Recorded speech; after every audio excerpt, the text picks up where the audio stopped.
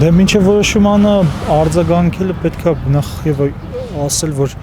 չկա որևէ արգելք, որով քաղաքացիների մուտքը սահմանափակվում է, ու ես եւ Աննա Կոստանյանը, ազգային ժողովի 7-րդ գումարման պատգամավոր Աննա Կոստանյանը եկել ենք նիստին մասնակցելու, հատկապես հենց այն պատճառով, որովհետեւ մենք քաղաքացի Դանիել Հովհաննիսյանի մասին, գործունեության մասին շատ տեղեկացված ենք։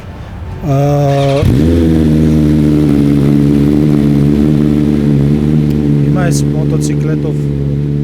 քաղաքացին հեռանա եւ շարունակենք խոսել, որտեղ հիմա ձայնը մեջն է, չէ՞։ Հեսա գնա։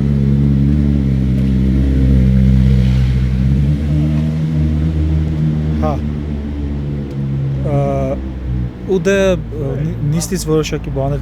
տեղյակ եմ, թե ինչ է տեղի ունեցել, մասնավորապես որ քաղաքացի Հովհաննիսյանը ասել է, թե այդ համալիրի մոտ ցույցերի ժամանակ ինքը տեղյակ չէր, թե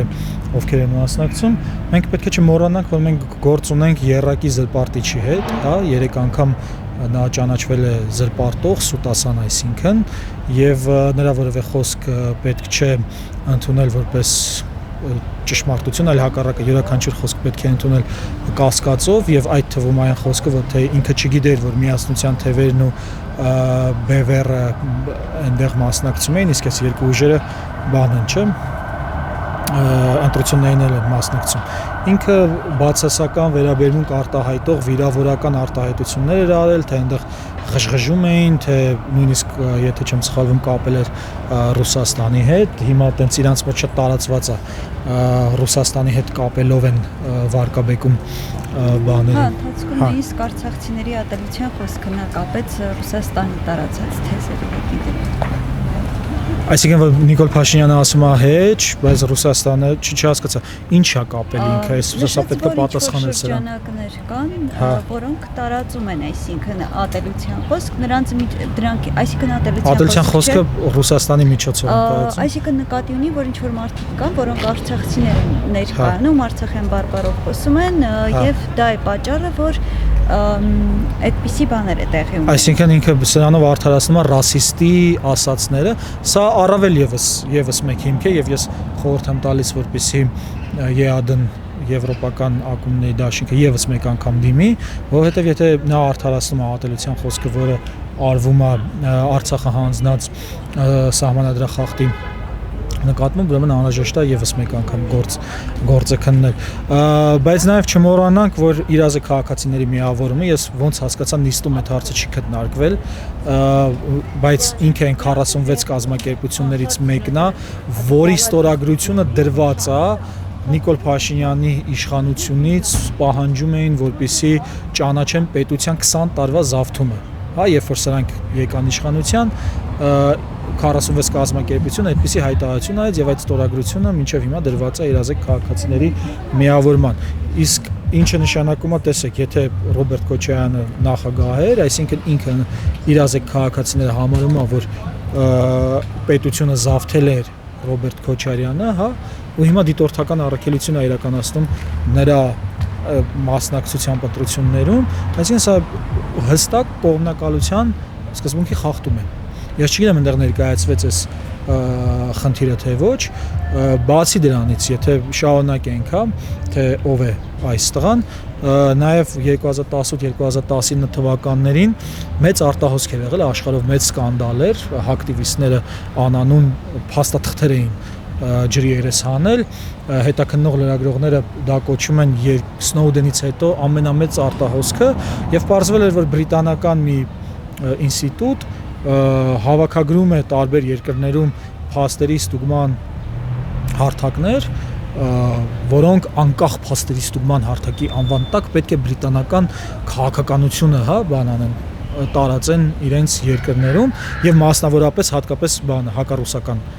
քաղաքացիություն պետք է անեն, հենց դրան էր ուղղված այս կոմպոնենտը, exposed network է կոչվում այն ծրագիրը, որտեղ այդ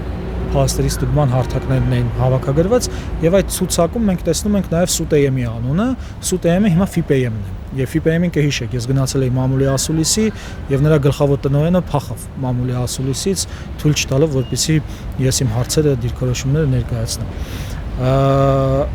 Ու այս իմաստով ես ինքս այսօր հասցրել եմ ազգային անվտանգության ծառայություն հաղորդում ներկայացնել սրա հետ կապված, որպեսզի իրանք էլ մի հատ քննեն, տեսնեն ազգային անվտանգության տեսակետից ինչեր է արվել։ Ու այս ունենալով այս փաստերը, որ բաց աղբյուրներում դրված են, բազմաթիվ հետաքննող լրագրողներ են աշխատել այս փաստաթղթերի հետ, մենք փաստորեն ունենք ինչ-որ մեկը, որ այդ կապակցված է դրա հետ, բայց դիտորդական առաքելություն է իրականացնում իմ անկախ ինքնիշխան երկրում։ Պարոն Իշխանյան, կարծես թե դուք հնարավորություն կունենաք բողոքարկելով որոշումը, ինչ-որ օրեր սահմանվեցին։ Դա ես չեմ անում, դա եվրոպական ԵԱԴ-ն եւ եվրոպական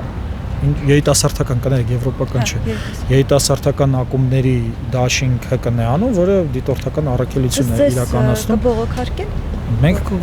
ես խորհուրդ կտայի, որ բողոքարկեն, այո, իհարկե։ Բողոքարկեն եւ նաեւ այս հանգամանքը, որ մեծ փաստորեն ներս չթողեցին, ուրեմն Կոստանյան Աննային երբ որ զանգեց աշխատակիցը, ինչպես հասկացա ազգանունը Սմբատյանն էր ոնց որ ասաց, որ քաղաքացիների դահլիճը չարաշահելու պատճառով որ ներսում տեղ չի լինում եւ այլն, դրա համար թույլ չեն տալիս։ Մինչդեռ դուք այնտեղ եք տեսել եք, որ տեղ կար, չէ՞, երկու հոգու համար առնվազն կար, դուք էլ եք հաստատում։ Հետո նիստի ժամանակ ինչ որ հղում են անում, ինչքան, քանի հոգու։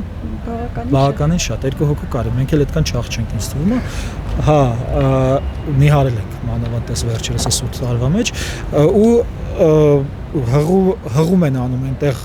բանի ընտրական օրենսգրքին, որտեղ այնտեղ գրված է թե ովքեր իրավունք ունեն մասնակցելու նիստին։ Այսինքն արգելք չկա, որ քաղաքացիները չեն կարող մասնակցել նիստին։ Եվ եթե սկզբից տենց իրար հակասող բաներ են ասել, թե քաղաքացիների տեղ չկա, հետո պարզվում է տեղ կա, բայց հետո բան են անում, հղում են անում օրենքի, որպեսզի տակից դուրս գան եւ այլն, սա շատ տարօրինակ է, եւ ես խորհուրդ եմ տալիս բոլոր լրագրողներին, քաղաքացիական հասարակությանը, քաղաքացիներին։ Ես կարամ ենթադրեմ, այո, ես կարամ ինչ ուզեմ ենթադրեմ։ Հատկապես երբ գործը քննվում է մի մարդու նկատմամբ, ով որ շատ լավ գիտենք, հա, որ ինչպես է աջակցել այս տարիներին այս իշխանությանը իր գործունեությանը։ Ու ելնելով այս ամենից, փաստորեն արդեն կարող է նաև գրանցվի պատմության մեջ երկրորդ դեպքը, երբ որ FIPM-ը ինչ որ մամուլի ասուլիսից է փախնում եւ էս էլ ոնց որ փաստորեն ներկայացվածություն քաղաքացիների կողմից չկա։